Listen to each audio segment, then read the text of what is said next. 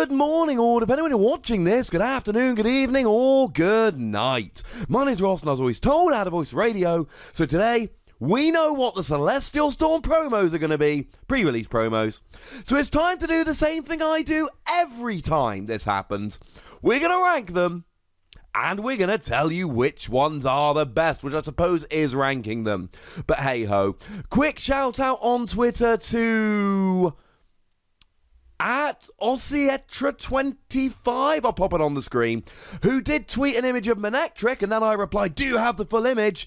And ShinyGX at XSoloD did tell me. I'm pretty sure the image is from the Pokemon website, but hey-ho. Thank you, lovely people. These are going to be the promos. We've got Kyogre, we've got Manectric, we've got Celesteela, we've got Delcatty, and as always, I have done analysis videos of all of these Pokemon, so I will pop links to full analysis videos for all of them in the comment section. No, in the description. But we are going to rank them, and we're going to have a quick reminder today, because actually, this is a good set of pre-release promos. But in at number 4, and I do think it's a fairly obvious number 4, it's Kyogre. Kyogre, 2 energy, 30 damage to 2 of your opponent's Pokemon. I mean, the fact that you've got Aqua Patch here really helps. And the fact that it is workable with counter energy really helps. And since I talked about this, we've had counter gain revealed.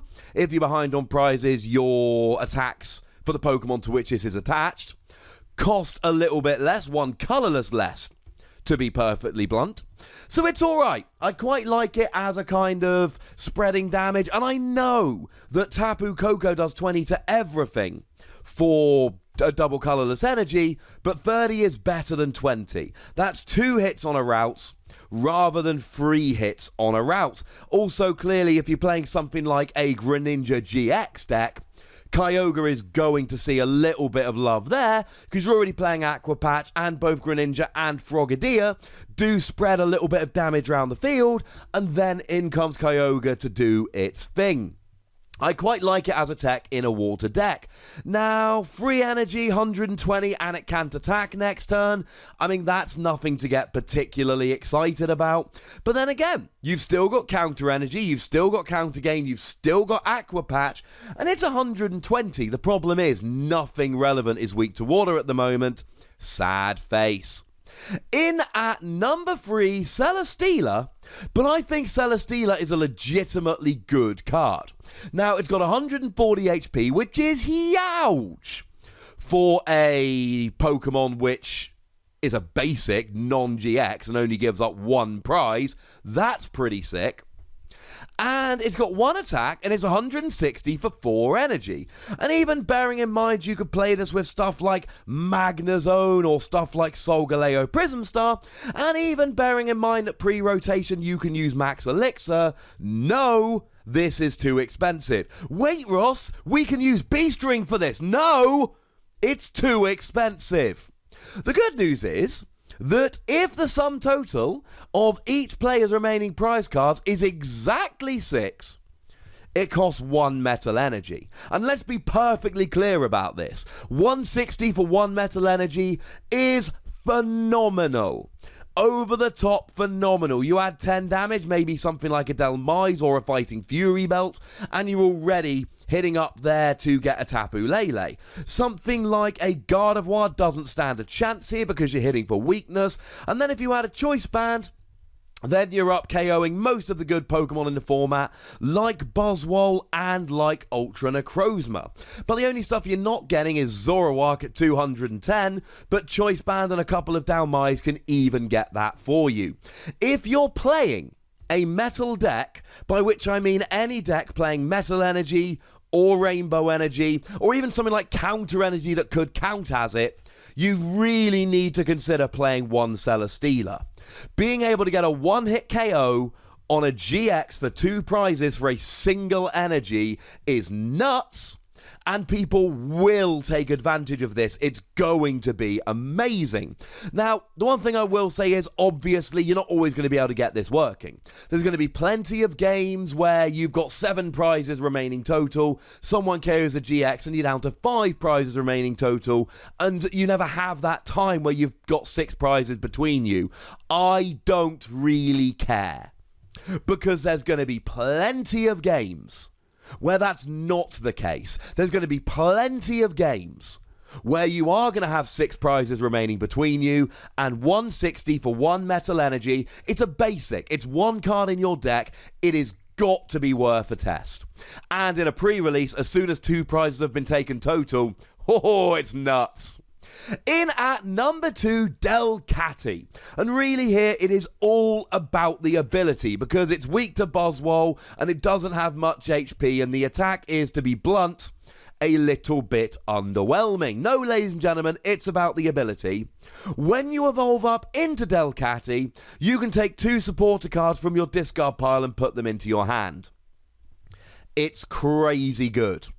Like, over-the-top crazy good. We don't have Versus Seeker anymore. That went away. We're not going to have Puzzle of Time anymore. That's rotating. Fine, we're still going to have Lusamine, but Lusamine is your supporter for the turn.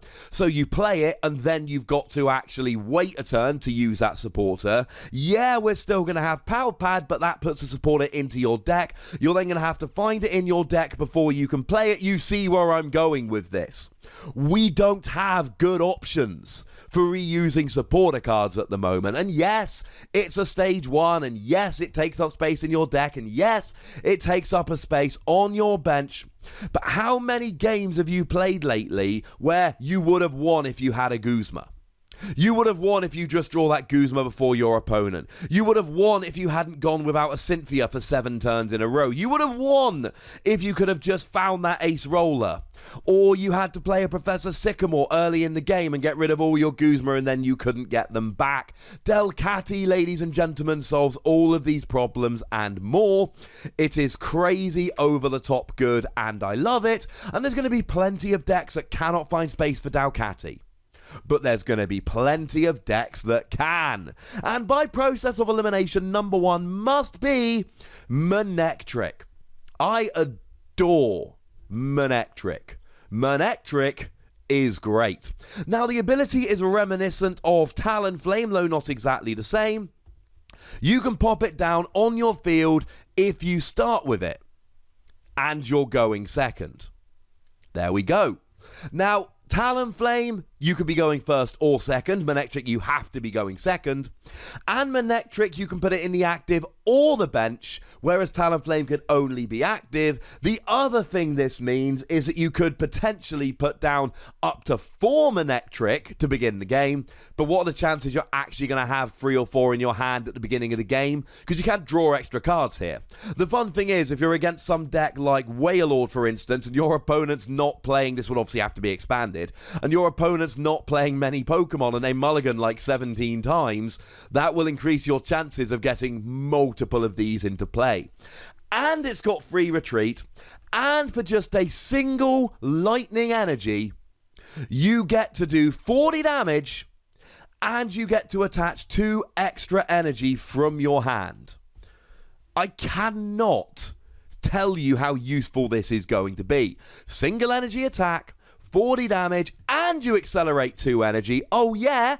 Okay, it's both the same, but even so, this is crazy good. Yes, you've got to have the energy cards in your hand, and yes, they've both got to go onto the same Pokemon, and blah, blah, blah. This is great.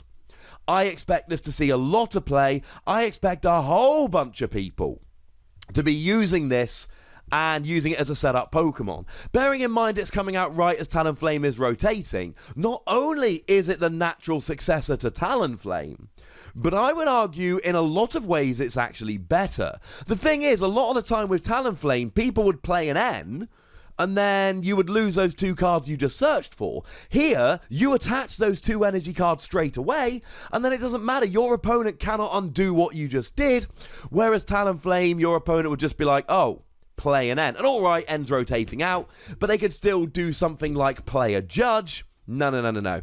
I really, really like this. I think it's going to be a starter and a whole bunch of decks. And that's before we even get into stuff like, hey, if you play a Thunder Mountain, you can use the attack for 0 energy. Or if you play Electro Power, it's not 40 damage, it's 40 damage plus 30 for each Electro Power you use.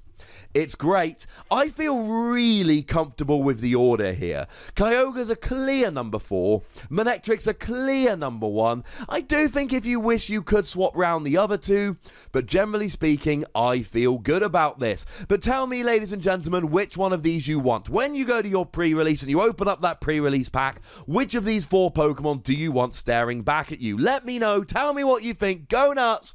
Be nice. Make sure you like this video, subscribe to this channel, follow me on Twitter, otherwise, and Twitch for some live action at twitch.tv/PTCGRadio. If you want to support the channel, get some bonus podcasts and all of that, head on over to patreon.com/PTCGRadio, where you can do just that. But by far the most important thing, as always, is to look after yourselves until next time. Thank you very much for watching. My name's Ross, and you've been watching PTCG Radio.